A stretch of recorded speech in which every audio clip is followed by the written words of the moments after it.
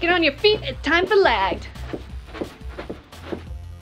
Welcome back to LAGD. That's legal assistance for game developers if you like acronyms. We've been talking about trademarks. The first video described what they were and gave you some tips for naming your company and your game so you can avoid legal issues. We're now on the second best part of this trademark and branding episode, part 2. Which starts with question 3, when you should start thinking about registering your trademark, and can you register it yourself or do you need to hire a lawyer?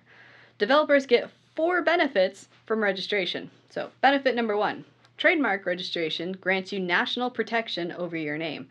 If you registered your game's name in the class of software, for example, no one would be able to use a confusingly similar name to your game on their software anywhere in the United States. Simple enough, right? That's huge if you want to sell your game, or more importantly, merchandise on the internet, which is everywhere. Without formal registration, you're stuck having protection only in the places where you actually sell stuff, and you're not guaranteed protection nationwide.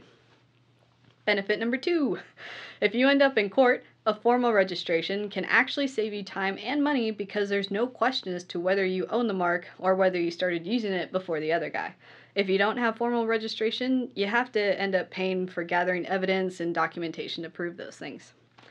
So benefit number 3 of trademark registration. Formally registering your trademark makes it something that's more valuable if you want to sell or license the rights to it later. If your game gets big, people may want to either license the game's name or logo or just buy you out completely. Either way, they may want to have formal registration of your trademark so that they're sure they're buying something that doesn't belong to someone else.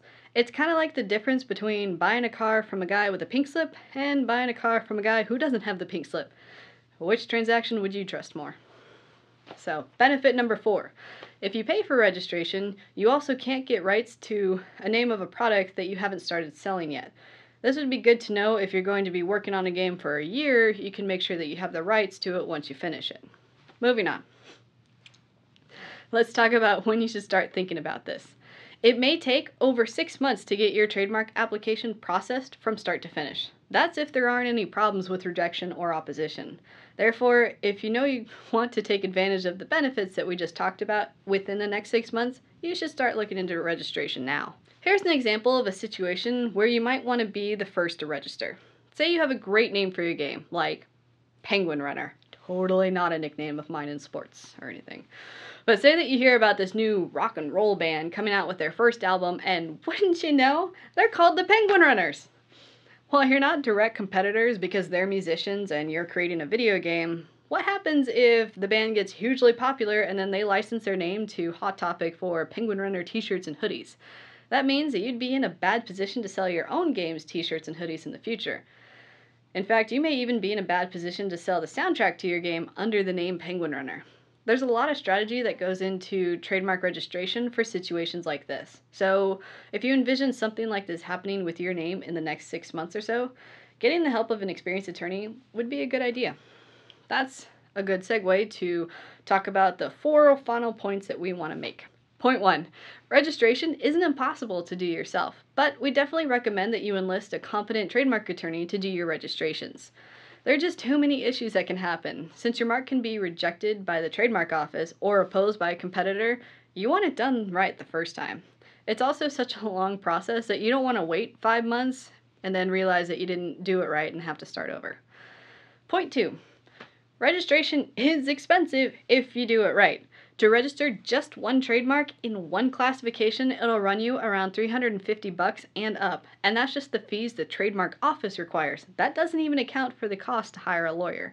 To hire a lawyer, it'll cost anywhere from $400 to $2,500 per mark in addition to those fees. Point 3, the high cost of registration is why you should be very picky about which marks you choose to register. You'll probably talk to lawyers who say, "You should register all trademarks!" But you don't live life with an unlimited money hack, so you need to figure out which ones make sense to register and which ones you don't if you decide to do it. If none of those benefits that we talked about sounded too appealing or necessary at this point, maybe you could wait. Point 4, LegalZoom is not your friend. Sometimes they have helpful contract templates, but registering a trademark with LegalZoom is pretty much the same thing as doing it yourself. LegalZoom does claim to have their $189 premium service fee for registering, but we're pretty suspicious about it. There's a reason why lawyers charge way more than that to register a trademark. A competent lawyer can offer you strategic registering advice. They can do an actual, legitimate search for similar marks. They can handle rejection letters and file appeals. They can also monitor new registrations of marks for the next few years until the point where your mark is uncontestable. How much do you believe that an online service can give you that for just $189 and then be worth anything? So while a trademark attorney may be expensive comparatively, they're also so used to doing it that they often offer their services for a flat fee, which is probably cheaper than most other kinds of legal services you could get. Okay, you've just finished up the main course, including the icky vegetables, so now we're on to dessert, my favorite.